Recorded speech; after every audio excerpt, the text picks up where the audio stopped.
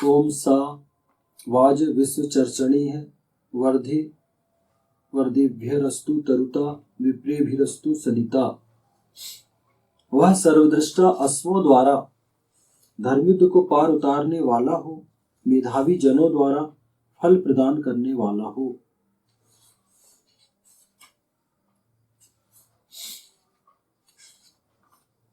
ये ऋग्वेद के प्रथम मंडल के 27वें सूक्त का 9वां मंत्र लिया गया है।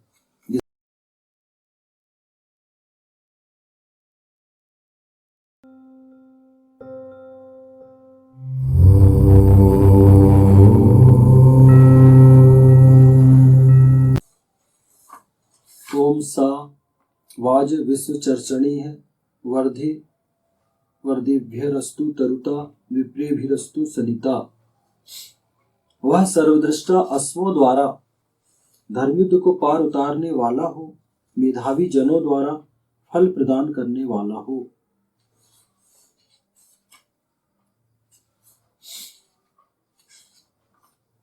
ये ऋग्वेद के प्रथम मंडल के 27वें सूक्त का 9वां मंत्र लिया गया है, जिसका भाष्य यहाँ पर किया जा रहा है।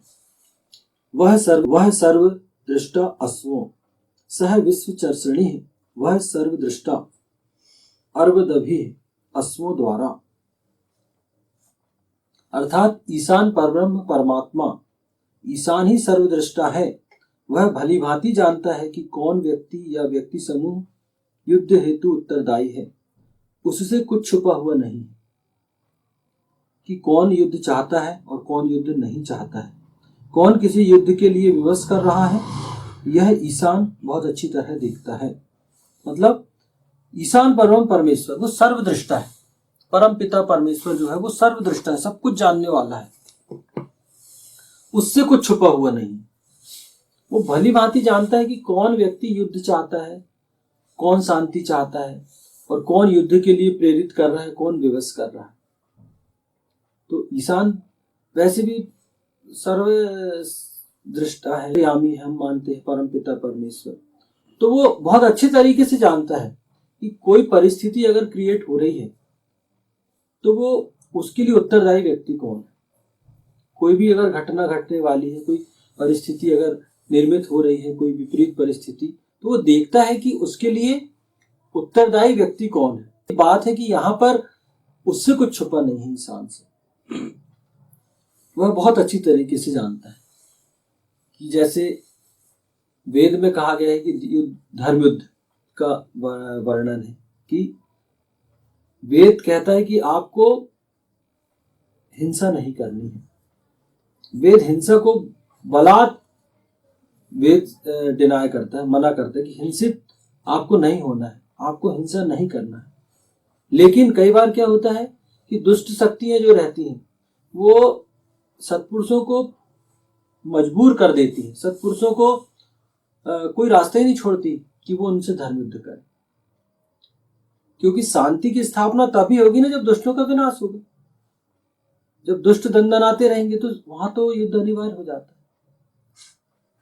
तो ईशान बहुत अच्छे तरीके से जानता है कि कौन व्यक्ति है जो युद्ध करना चाहता है, कौन व्यक्ति जो है वो बिल्कुल मरा जा रहा है युद्ध करने के लिए। युद्ध करने मतलब वो सत्पुरुषों को चैन से जीने ही नहीं देगा, आम आदमी को चैन से जीने ही नहीं देगा। वो ऐसी परिस्थितियां निर्मित करते हैं जो युद्ध के लिए बहुत आवश्यक हो जाती है कि सामने वाला उनसे युद्ध करे। तो परम पिता परमेश्वर को ये बहुत अच्छे से पता है कि ये इस परिस्थिति के लिए जिम्मेदार कौन है, तो बहुत अच्छे तरीके से जानता है। द्वारा धर्मयुद्ध को पार उतारने वाला हो, मेधावी जनों द्वारा फल प्रदान करने वाला हो। इसका मतलब यह नहीं है कि ईशान के भरोसे हम युद्ध की कोई तैयारी नहीं करें। हमें समस्त आधुनिक युद्ध सामग्री के माध्यम से धर्मयुद्ध करना पड़ेगा, तब ईशान हमें धर्मयुद्धों में पार उतारता है और विजय प्रदान करता है। इस हेतु समस्त शक्तिशाली साधनों का प्रयोग किया जाना आवश्यक है। हाँ, तो पहली बात तो यह हो गई कि ईशान सब जानता है, परमपिता परमेश्वर सब जानता है कि कौन युद्ध के लिए प्रेरित कर रहा है और कौन नहीं कर रहा है, कौन युद्ध को ये परिस्थिति ही निर्मित कर दी है कि अब युद्ध करना ही पड़ेगा आपको, वो तो एक अलग बात होगी, वो तो ईशान जानते हैं। लेकिन जो सत्पुरुष हैं वो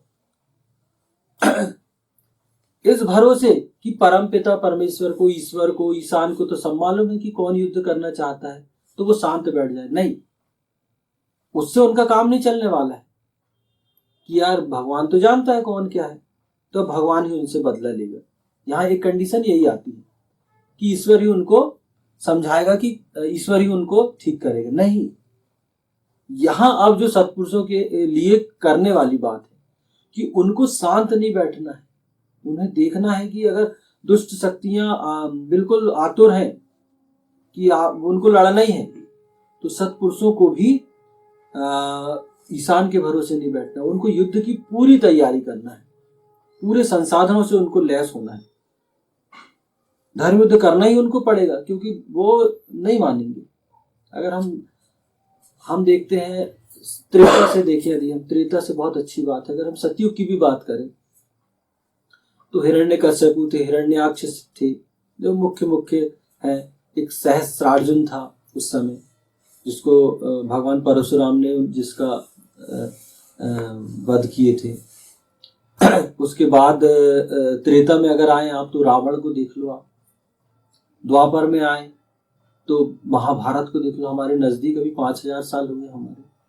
हम देखते हैं कि कितने प्रयास किए थे भगवान राम ने सतयुग त्रेता युग में, न जाने कितने प्रयास किए कि रावण मान जाए। अंत समय में भी रावण नहीं माना, आखिर उनको युद्ध करना ही पड़ा और रावण को उनको विनाश करना पड़ा। द्वापर में हम देखते हैं कि भगवान कृष्ण ने बहुत प्रयास किए कि दुर्योधन मान जाए, लेकिन नहीं माना ना, वो उसको मानना ही नहीं था। दुष्ट कभी नहीं मानते।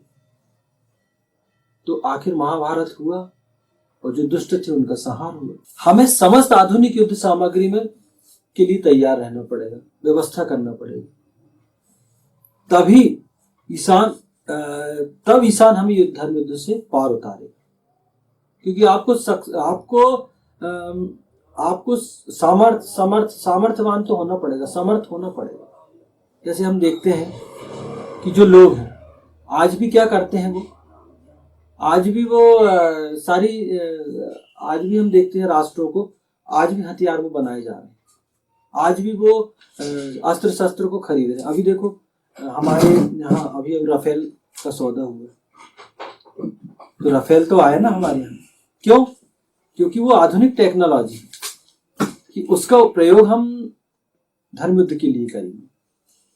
अब ये सोच के कि यार हम तो विश्व गुरु थे और हम सामर्थ्यवान हैं, हम क्या करेंगे, ईशान ही हमारे युद्ध में हमारी सहायता करेगा, तो ऐसा तो बिल्कुल चलने वाला नहीं। तो हमको उसके लिए समर्थ होना पड़ेगा। और पहले भी हम देखते हैं, पहले त्रेता में देखो, सतयुग में देखो, त्रेता में देखो, द्वापर में देखो, जो योद्धा थे वो बहुत शक्तिशाली थे, उसके बाद भी वो तपस्या करते थे, उसके बाद भी वो दिव्यास्त्रों की खोज में रहते थे, वरदान प्राप्त करते थे कि हमको दिव्यास्त्र चाहिए, हमको ये अस्त्र चाहिए, उसके लिए पूरा वो पूरी मेहनत करते थे। तो हमको युद्ध जीतने के लिए समस्त शक्तिशाली साधनों का प्रयोग करना पड़ेगा, क्योंकि उसके बिना आप धर्म नहीं जीत सकते। और आपको कैपेबल भी होना पड़ेगा कि आप युद्ध जीतने के लिए खुद सामर्थ हो, क्योंकि ईशान आपकी सहायता, ईशान आपको डायरेक्ट मदद नहीं करता कि आप युद्ध लड़ रहे हो और वो किसी को हरा के आपको, किसी को पराजित करके आपको जिता दे। नहीं, वो स्वतंत्रता ईश्वर ने सबको दी है कि आप यदि अच्छे हैं तो आपको धर्म युद्ध करना पड़ेगा। दुष्ट तो तैयार है युद्ध करने के लिए, वो अपनी पूरी तैयारी से आता है युद्ध करने। तो हम ये सोच के नहीं बैठ सकते कि यार ईशान हमें जिता देगा, ईश्वर हमें विजय दिलाएगा। नहीं, अगर आप कमजोर हैं तो वो स्वतंत्रता पे हस्तक्षेप नहीं करेगा। वहां उसने कर्म प्रधान सृष्टि बनाई कि आपको अपने सामर्थ्य बढ़ाना ही पड़ेगा।